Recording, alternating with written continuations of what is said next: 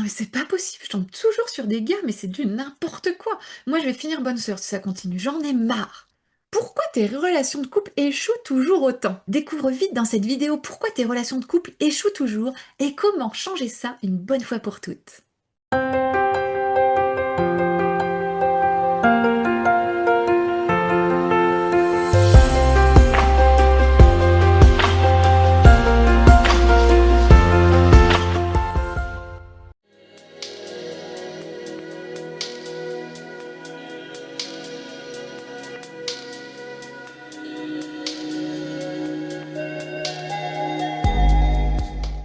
Alors, l'erreur de beaucoup de personnes, c'est qu'elles recherchent inconsciemment, bien sûr, à travers l'autre ce qui lui manque.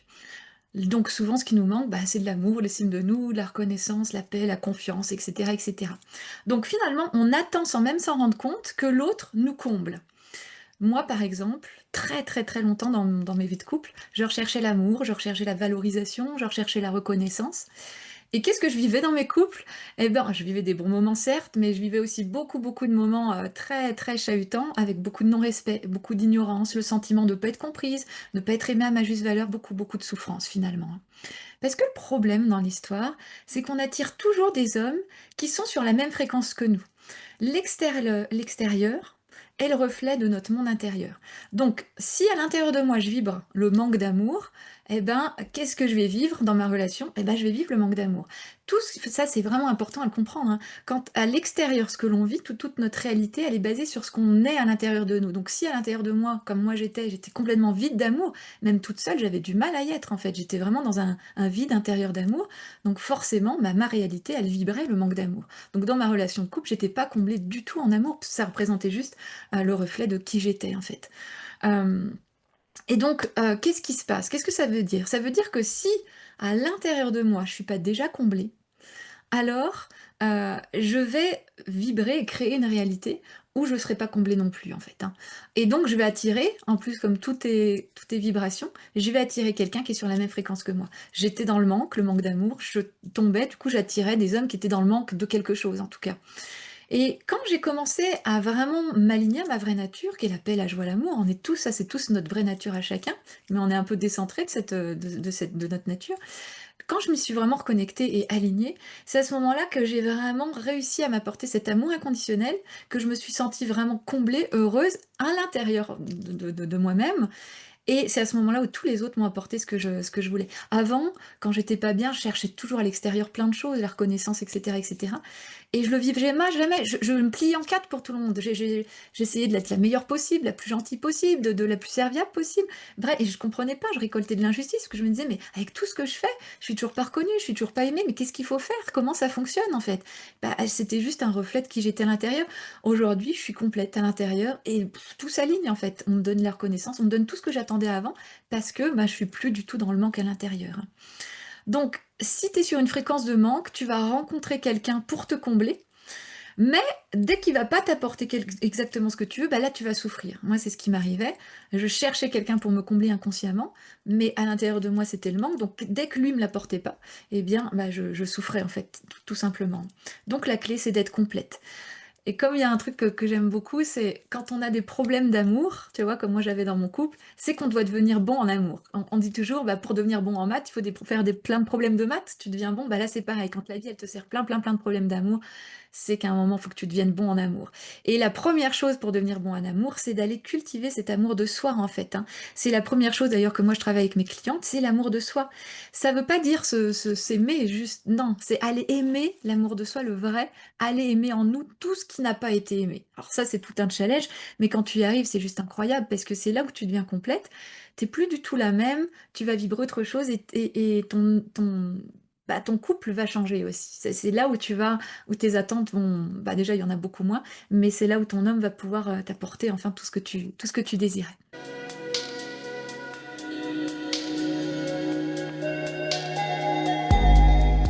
Alors, il est facile d'identifier si une relation est construite sur des schémas émotionnels non résolus, parce qu'en fait, tout ce qui nous blesse ou nous impacte chez l'autre, c'est ce qu'on doit travailler en nous. Donc il y a toujours des schémas émotionnels non résolus, même quand tu as fait un grand travail sur toi.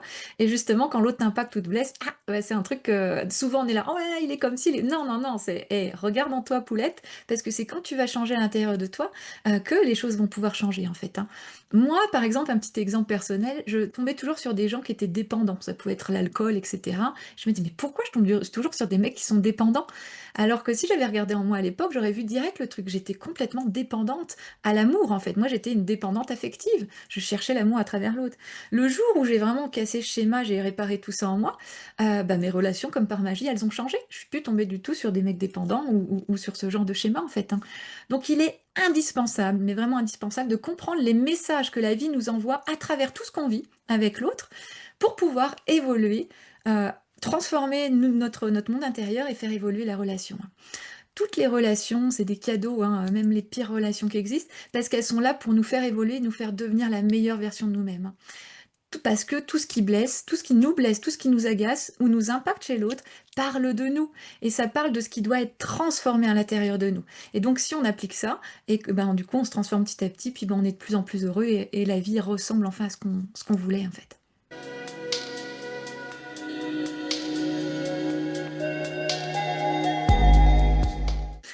Pour avoir une relation de couple épanouie, même d'ailleurs j'ai envie de dire dans toutes les relations, mais vraiment dans le couple ça se voit très souvent. Pour avoir une relation de couple épanouie, ça va être indispensable de sortir des attentes. L'attente, ça crée nos souffrances et l'attente, ça crée la mort du couple, littéralement. Je m'explique. Si j'ai besoin d'amour, parce que j'en manque, et qu'au moment où je ressens ce besoin, l'autre me l'apporte pas, je vais absolument souffrir. Si t'as un gros besoin d'amour et puis à ce moment-là ton mec il te regarde pas ou il est pas attentionné comme tu le voudrais, tu vas voilà, ça va faire écho à ce manque, ça va être juste l'horreur en fait. Tu vas pas te sentir aimé. Qu'est-ce qui se passe? Tu te sens pas aimé. Du coup, tu vas en vouloir à l'autre en disant mais regarde, il pourrait quand même faire prendre soin de moi après tout ce que j'ai fait pour lui, etc. Tu vas commencer à cogiter, à ruminer. Tu vas lui en vouloir. Et tu vas commencer à pourrir la relation parce que du coup, tu lui en veux, tu es en plein de tension envers lui parce qu'il n'a pas comblé ton besoin. Résultat, ben, t'envoies plein de pics, ton énergie est complètement fermée ou agacée, donc résultat, il va te tourner encore plus le dos, etc. etc. Et là, on rentre dans des schémas de couple comme beaucoup connaissent, mais où on ne se sent plus du tout compris par l'autre. Mais il faut bien comprendre que l'autre, c'est pas une machine en fait. L'autre, c'est un être humain comme toi, qui a ses besoins aussi, puis il a des moments aussi où il peut pas répondre à tes besoins et il est pris dans ses trucs en fait, hein. Et donc, le fait de mettre des attentes sur l'autre, ça gâche tout, en fait, ça gâche toute cette relation de couple. Parce que le problème avec les attentes, c'est qu'elles viennent du manque. Une attente, c'est quoi?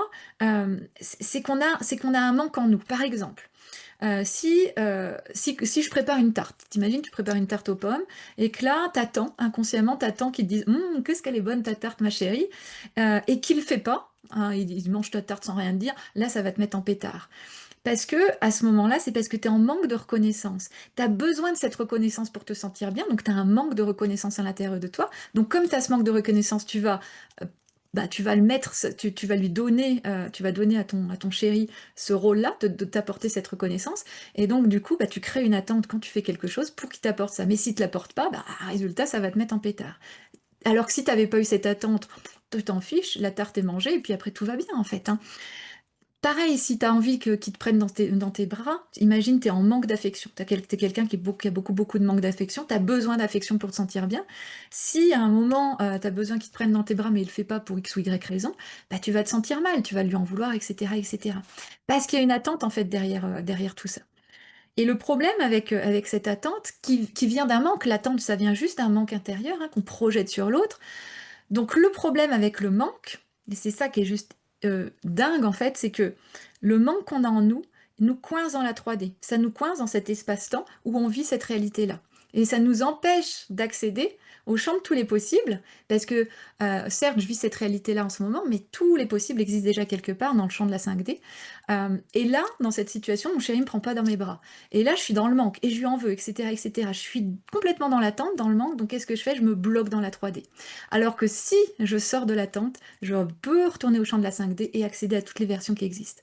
Et c'est comme ça qu'on crée un couple incroyable. Je sors des attentes, je peux me reconnecter à n'importe quel champ des possibles, et enfin, du coup, je peux enfin vivre, avoir une relation en tout cas qui ressemble à ce que je veux. Euh, Mais la plupart des personnes attendent que l'autre comble son besoin, alors qu'en fait, il faut juste sortir des attentes pour que l'autre comble. Moi, je sais que ça m'arrive, hein, dans mon couple ou dans n'importe quelle relation, des fois, je sens une petite attente, tu vois? Et hop, comme je sais très bien maîtriser mon monde intérieur, je la fais sauter. Et là, à ce moment-là, l'autre m'apporte ce que je veux. Alors que si j'étais restée dans l'attente, bah, je serais restée coincée dans cette version de la réalité qui m'en éloignait complètement, quoi. Donc, pourquoi la paix intérieure, elle est hyper importante? C'est parce qu'en fait, c'est très facile, il faut sortir des attentes pour enfin pouvoir vivre la vie que je veux. Ça, on le comprend bien, sauf que c'est très, très dur d'y arriver parce qu'on se rend même pas compte de nos attentes. C'est là où le piège est, c'est que toutes mes attentes, en fait, je m'en rends pas compte. Parce que les cogitations, les émotions prennent tellement le dessus dans cette histoire, parce que ça nous énerve, qu'ils ne nous répondent pas, etc. Donc à ce moment-là, cogitation, émotions prennent le dessus, et donc je subis la situation plutôt que de la changer. Alors que quand on est connecté vraiment à notre paix intérieure, qui est notre vraie nature, à ce moment-là, donc on est dans cet espace en nous, hein, où on est dans cette paix, hein, on a la main intérieure, on a la main sur notre monde intérieur. Il n'y a que depuis cet espace de paix en nous qu'on a la main sur notre monde intérieur. Sinon, tu es pris dans tous les bouleversements d'ego mental, etc. Tu n'as pas la main sur ton monde intérieur. Donc quand tu es connecté à ton monde intérieur, aligné à ta paix intérieure, comme je le disais, là, tac, je vois une petite tension, pouf, je la fais sauter en fait, hein, j'ai la main sur elle, je la fais sauter. Et à ce moment-là, en plus, moi j'ai les clés pour transformer mon Ethereum connecté au champ de la 5D, etc., capter la réalité que je veux, hop, je la manifeste, et à ce moment-là, la vie m'apporte ce que je veux. Donc c'est primordial la paix intérieure déjà pour changer de réalité, pour sortir des attentes, et puis pour vibrer et avoir enfin une relation tellement plus fluide en fait.